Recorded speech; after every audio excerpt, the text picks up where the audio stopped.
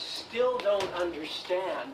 How am I supposed to go to the dance with her if she's already going to the dance with you? Because, George, she wants to go with you. She just doesn't know it yet. That's why we got to show her that you, George McFly, are a fighter. You're somebody who's going to stand up for yourself, somebody who's going to protect her. Yeah, but I've never picked a fight in my entire life. Look, you're not going to be picking a fight, Dad. Daddy-o. You're coming to a rescue, right? Okay, let's go over the plan again. 8:55, where are you going to be? I'm going to be at the dance. Right, and where am I going to be? You're going to be in the car with her. Right, okay, so right around 9 o'clock, she's going to get very angry with me. Why is she going to get angry with you? Well, because, George, nice girls get angry when guys take advantage of them. Oh, you mean you're going to go touch her on her... No, George. Look, it's just an act, right? Okay, so... 9 o'clock, you're strolling through the parking lot. You see us struggling in the car. You walk up, you open the door, and you say, "You're lying, George." Oh, hey, you, get your damn hands off her. You really think I ought to swear? Yes, definitely. God damn it, George, swear. Okay, so now, you come up. You punch me in the stomach. I'm out for the count, right? And you and Lorraine live happily ever after. Oh, you make it sound so easy. I wish I wasn't so scared. George, there's nothing to be scared of. All it takes is a little self-confidence. You know, if you put your mind to it, you can accomplish anything. A long, long time ago. Actually, it was only 4 years ago. That year, 2021. I thought of a podcast idea. It was so much fun that first year that I figured I would do it again. The next 2 years I did the sequels. Compared to the first, there are no equals. The fourth year, as you all know, was that silly cartoon show. And when March 31st arrived, I wouldn't say I almost cried, but I thought it best to decide to say my last goodbye. But I lied about Marchy McFly, said that last year was the last year and that the show had died. But I found a way to keep the podcast alive, and I'm gonna call it Marchy McFIVE. I'm gonna call it Marchy McFIVE. Yeah, I lied about Marchy McFly, said that last year was the last year and that the show had died. But I found a way to keep that podcast alive, and I welcome you to Marchy McFIVE.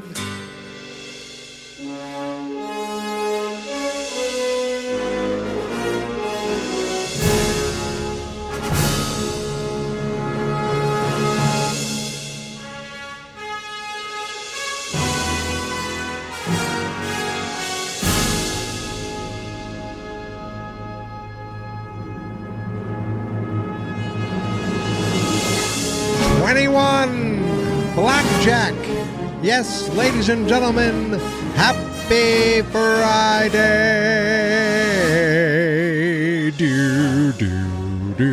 It's Friday, March 21st, which means for 21 straight days, I've been talking about Back to the Future. It's day 21 of Marchy McFly. It's day 21 of Marchy McFIVE, and I'm coming to you early on Friday morning. In fact, right now, as I'm recording this, it is 7:49 a.m. on the East Coast of the United States of America in Massachusetts. It's before work, and I told you, if you listen to this show, which some of you do, if you have been paying attention, I told you that today was going to be done early because tonight I'm off. I have a party of my own. Now, yes, Marty is getting ready to go to the Enchantment Under the Sea dance, and so is Lorraine, and so is George by the end of this segment. But me, I have my own Enchantment Under the Sea dance this evening. Well, actually, it's my wife's birthday. It is a milestone birthday, so we're having it at a restaurant in our town, this Irish place, and she's having friends from work and friends and family and all kinds of, well, I guess that really is it. And it's going to be fun, and there's going to be music, and there's going to be food, and there's a bar. And then afterwards, after the show, there's the after party. I was not expecting to sing that guy in any Marchy McFly. But so the party goes from 6 to 10. And then, which is, perfect timing for like normal human interaction. I can't believe the party that Marty and Lorraine are going to. I can't believe the time that they're going to, but I'm getting ahead of myself. The party tonight goes from 6 to 10. At 10 o'clock, they kick us out of the function room, but they don't kick us out of the bar. So if we want to, we walk right down the hall and go to the bar and hang out there for a while. And I know this because a few months ago, I had my very same high school reunion in that very same place. Not my very same high school reunion, but I had my high school reunion in that very same place, including the much frequent guest of much frequent. I'm really good. I'm me have second coffee already, including the frequent guest of Marchy McFly, my buddy Eric, who has been on 10 times. He was there that night as well. And my favorite part of that evening, well, not my favorite part, but one of my favorite parts was me getting to leave, but me deciding it's time for me to leave and him looking at me like, oh God, he was so jealous of me because our friend Bill, who at first said, oh, you didn't really want to go, ended up being the mayor of the reunion, and Eric was his designated driver. So Eric basically had to hang around with Bill. And even that only lasted so long. I think eventually someone else said, I'll take Bill home, and Eric was able to skedaddle out of there. So I will be back there tonight. Eric will be there tonight as well. He doesn't have to be the designated driver for anyone, so he can skedaddle anytime he wants. But the plan is to see if we can go hit the bar afterwards. At least that's the plan that my wife and I have been saying. I don't know who's going to come with us, but we're excited to be up, past 9 o'clock. So that is, doing something together. Usually, she's fast asleep and I'm sitting on a microphone talking about a 40-year-old movie. But tonight, we party. And that is why this morning I am here bright and early talking about the next segment of Back to the Future. Today we're talking about our hour or minute, whatever it is. We're talking about 1 hour, 11 minutes and 43 seconds to 1 hour, 15 minutes and 18 seconds. We're back to 3:35. I edited everything correctly today. And it's funny that, the first 2 days ago, I talked about how much happened in one 3.5 minute segment. And then yesterday, how little happened. It was still great, but it was very contained. It was all in the workshop. And today we're getting the standard 3 minutes and 35 seconds, except we're covering multiple locations over multiple days. At least more than one day we're definitely doing. And I realized I've been trying to keep track of what day we are on as we are going. And I screwed up. I think I screwed up definitely because I was putting the date on the images of each show. And again, the images aren't the show. The show is the show. But I make an image and I make this little, I put a date on every day. Every post gets an image. And it's got the little logo. It's got the time circuit. So I like to use that as like a little tracker to kind of show what's going on, where the one date is where we're heading up, March 31st. The middle date is where we are, which today is March 21st. And then the bottom date, sometimes I'll put my wife's birthday, I'll put my birthday, but I started to put, or our anniversary, but I started to put the day in 1955. And I think I've been off a day for many of those dates. So I was trying to track, Marty originally goes back to 1955 on November 5th. Now it is bright and early on November 5th.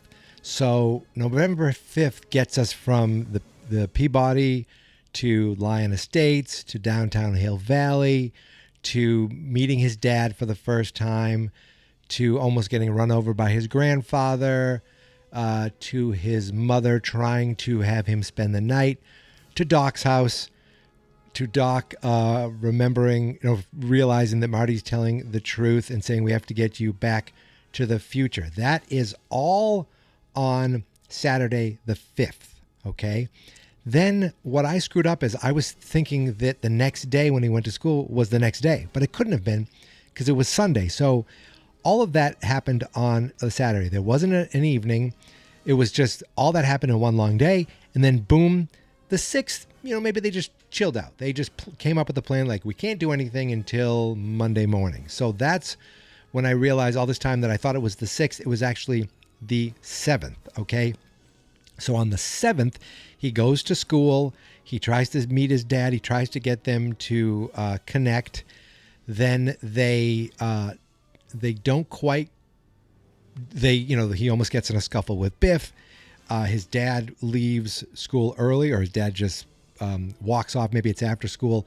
Marty says, "Science fiction theater, huh?" Then he breaks into his house. He assaults his father. In some scenes, he does something even worse. And that's actually overnight. So we're already on November 8th, which is the Tuesday. So the 8th is when he basically does nothing all day and then waits for George to show up late after school when they hang out in downtown.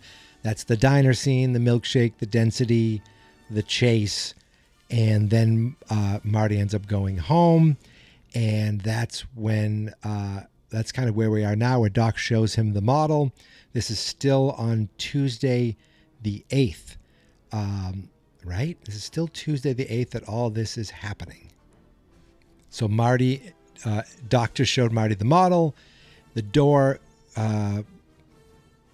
Lorraine showed up at the door. They covered the time machine. He came in. He said, "This is my uncle, Doc," and here we are at this segment now. And I have to say, so we're now at November 8th. This is one of my favorite segments of Doc's, and he says nothing. It's all in his face and in his posture. Lorraine, as I said, tracked Marty down to his Uncle Doc's house, and she is asking him she's asking him to ask her to the Enchantment Under the Sea dance, and it's very shy. And if it was any other person in the world, you'd be like, "Oh, that's so cute and so sweet," but not when it's a young version of your mom. Now, if you have a chance, or if you maybe even know what I'm talking about, and I'm sure I've talked about this before, years ago, but if you watch Doc in this scene, he starts off just in the background, and he's just like observing things. So he's in the background, and he watches as Marty inquires about George. He's like, what about George McFly? And then when Lorraine says this, he's kind of cute and all, but not. Well, I think a man should be strong so he can stand up for himself and protect the woman he loves.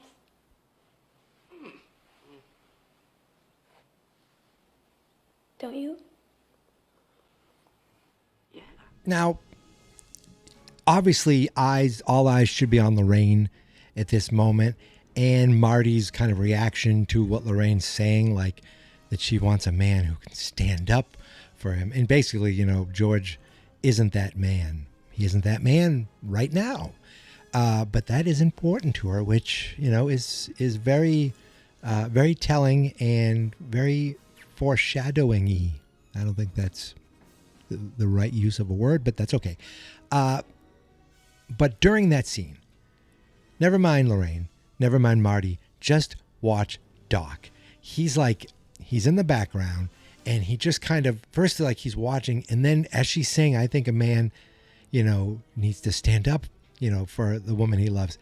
He just kind of leans on the DeLorean, his head's down like, oh man, I can't believe this is happening. He kind of glances off, looks off like, oh boy, this puts a bit of a monkey wrench into our plans. And then he glances at Marty, and gives him a little nod like, yep, this is, I guess George didn't ask her after all, and this complicates things. And that's the end of that moment. Then we jump to a different day.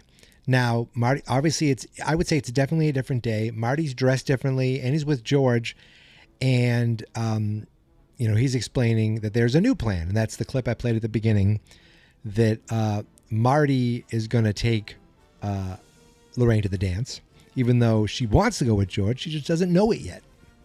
And, George is like, I don't know. I've never done anything like this before. I've never picked a fight in my life.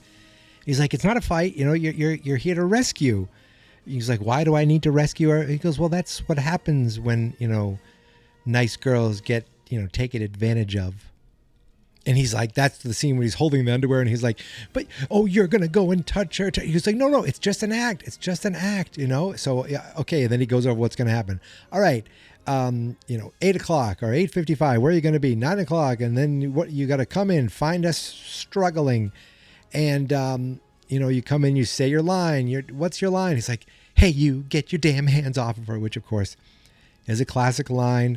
It's a classic line when he says it here. It is amazing when it actually happens and he says it later. And it is just one of the best moments in cinema history. I'm sorry, disagree with me. I dare you to. But that's the plan. The plan is now Marty is going to take Lorraine.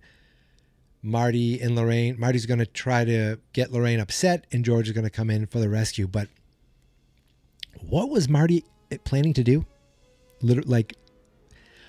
How far was he going to go to make Lorraine uncomfortable to the point where George has to come in and save the day?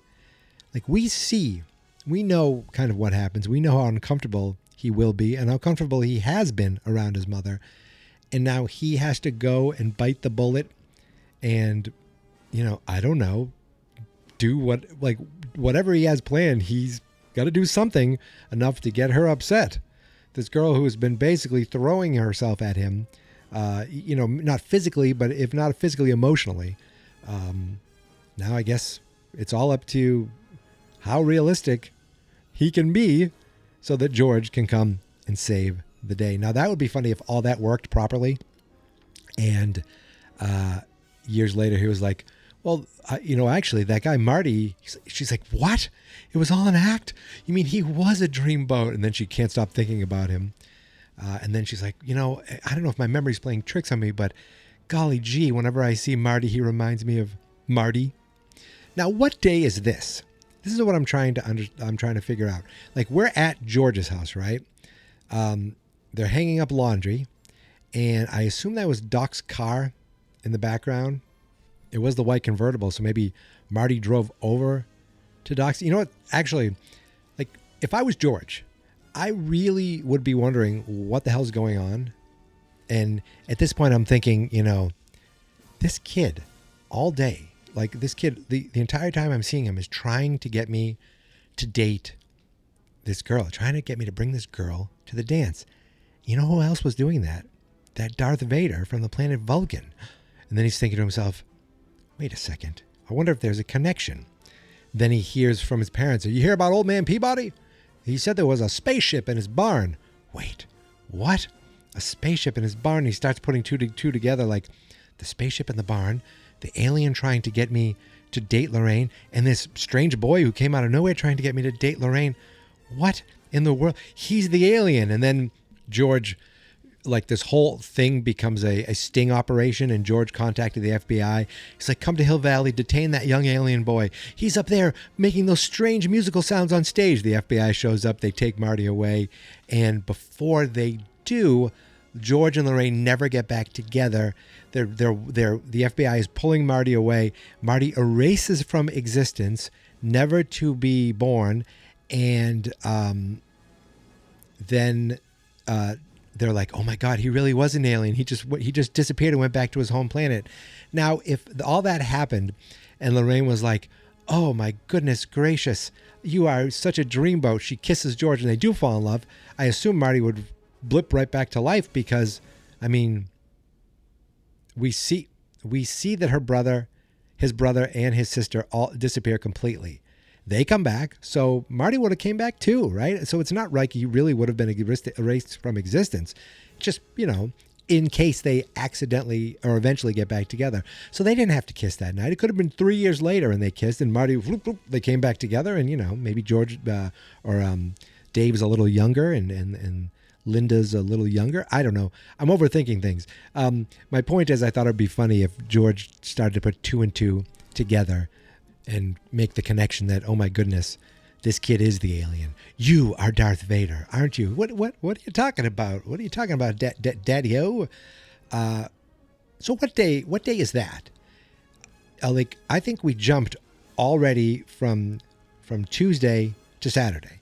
I don't think, because Doc wanted Marty to stay home the whole week so they didn't run into each other. But at this point, the cat was out of the bag. Marty already connected with Lorraine, already decided to go to the dance, and they had this plan in place. So I think there was nothing else for him to do. So Doc had him lay low for a few days, Wednesday, Thursday, and Friday, because they're hanging up laundry in the morning, right? It seems like it's the morning. They're hanging up laundry, right? Saturday morning's laundry day. You're not going to do laundry on a school day after school. And it's definitely George's house because he's got women's underwear, and Doc doesn't have any women's underwear unless Doc has this, secret girlfriend that he's never told Marty about. Ooh, Clara would be so pissed. But I'm saying it's already the 12th because at the end he's talking about what time you're going to be there. He doesn't say on Saturday. He doesn't say tomorrow. So that interaction takes place on the 12th. We're already on the day. We're already on Saturday. We're already at the biggest date in all of Back to the Future history, November 12th, 1955. There's no date to me that's more important because this is the day, never mind, of course, the big day when he comes back in time, but this is the day where he figures out how to come back to the future. This is also the day in the sequels where, lots of other stuff happens. And I know we're getting ahead of ourselves, but this, to me, is the true red letter date in Hill Valley history, if not scientific history, Hill Valley history, November 12th, 1955. We then cut from that morning to that evening. It's definitely Saturday night. It's the night of the party. We hear a weather report talking about how it's this Saturday night, clear night. And Doc's like, are you sure about the weather? And Marty makes a funny joke. Since when can the weatherman predict the weather? So Doc had this plan set up on Tuesday. That's when he showed Marty the model.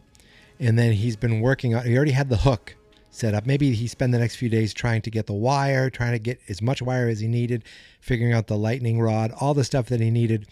Because on Saturday, you only have so much time to set everything up. It seemed like everything was set up at, almost 8 p.m. The clock tower showed that it was a little bit before 8 p.m. And according to a sunset calendar on that night, on that date, in that year, in 1955, November 12th, sunset, at least in Los Angeles, California, sunset at 4:52 p.m.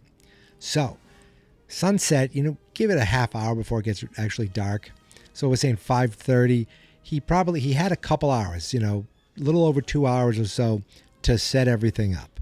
And I'm assuming Marty helped. And I'm assuming they had to wait till dark. Now, you know what? I'm not going to talk about anything with permits. We'll get there when we get there. But it's at this point, which we're kind of hitting the tail end of today's segment, where Doc gives this heartfelt speech that is also, fairly tragic when you realize what Marty knows and what we know as an audience. Marty, I'm going to be very sad to see you go. You've really made a difference in my life. You've given me something to shoot for. Just knowing that I'm going to be around to see 1985, that I'm going to succeed in this, that I'm going to have a chance to travel through time.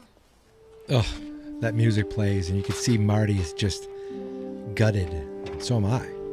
It's going to be really hard waiting 30 years before I can talk to you about everything that's happened in the past few days. I'm really going to miss you, Marty. I'm really going to miss you.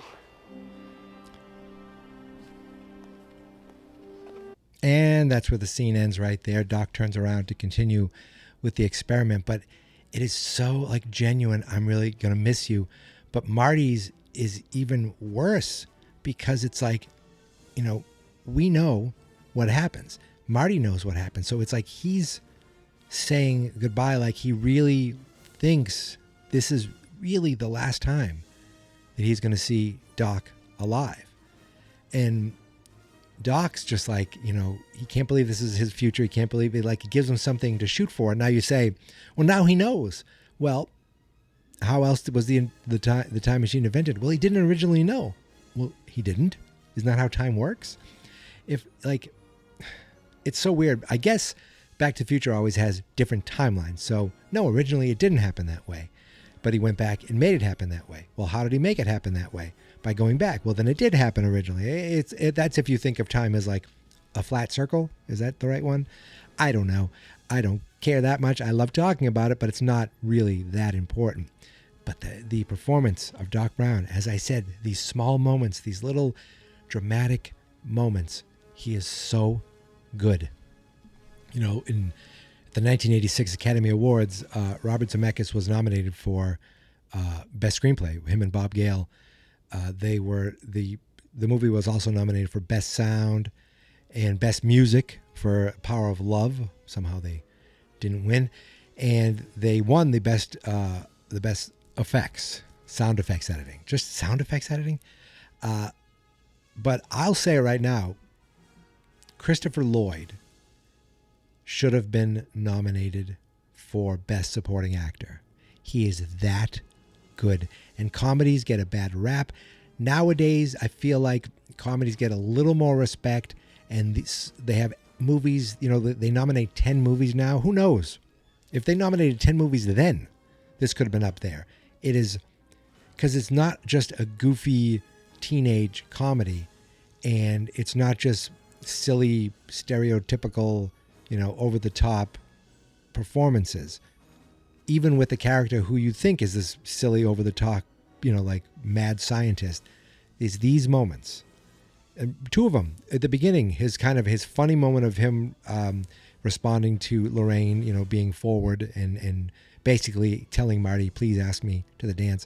And here, where he's sincerely looking forward to the future, but is sincerely sad that he has to wait 30 years to discuss this with his friend. Now, he's going to be friends with Marty before this, but he can't talk about it because he might spoil things, because Marty needs to go back and make all this happen.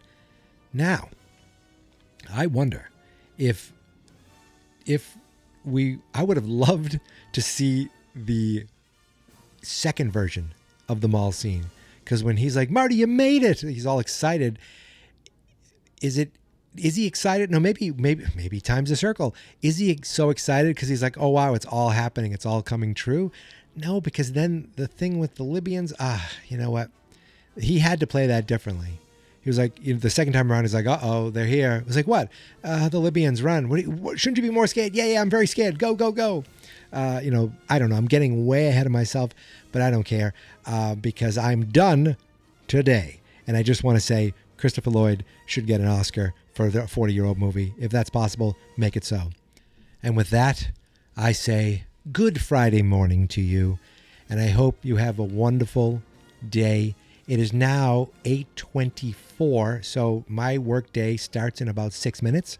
So I'm going to finish up here, and I will get this out sometime this morning, but the important thing is I'm done recording, and I've completed today's mission. But the mission isn't done. As another podcast that I listen to after lunch says, the work continues. And I'll be back tomorrow, whether I'll be groggy, whether I'll be tired, whether I'll need much more caffeine than I even have today. I'm already on my second cup of iced coffee. That remains to be seen. I think my wife will be passed out for a while, so maybe I'll get it out again early tomorrow. Maybe not. Maybe I'll wake up and just enjoy my coffee with a good book and just kind of chill out. I'm not sure, but I do know this. I will be back tomorrow. I will return, and I hope you will return too. But until then, you can find me on all the socials at Geek Mentality, except TikTok, which is Geek Mentality Mike. I'm late to the game.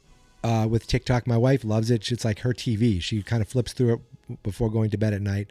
And I was like, what is that? That's crazy. Now I'm like, oh, I get it. I understand it. And it is a lot of fun. And it's great when you can post something and people actually find it. I feel like more than almost anywhere else, people find your stuff on TikTok. Doesn't mean they love it or watch the whole thing, but they do find it. And I do love that. So Geek Mentality Mike on TikTok, Geek Mentality everywhere else. The show is on Facebook. If the website's on Facebook at Fans Not Experts. The YouTube channel is Fans Not Experts. That's because the website, where every podcast that I do, is fansnotexperts.com. That's it. I'm done. I will see you tomorrow, everyone. It's time to work, and then it's time to party. I'll tell you all about it tomorrow, but until then, thank you for listening, thank you for subscribing, and here is my theme song. This is my podcast, I made it. Geek Mentality's what I named it. And I think you should listen and subscribe. 'Cause I'm kinda funny and awesome. I think that I'm worth your time, and I'm kinda handsome. My mom says, please listen and please subscribe. At least listen to this episode. Fans Not Experts.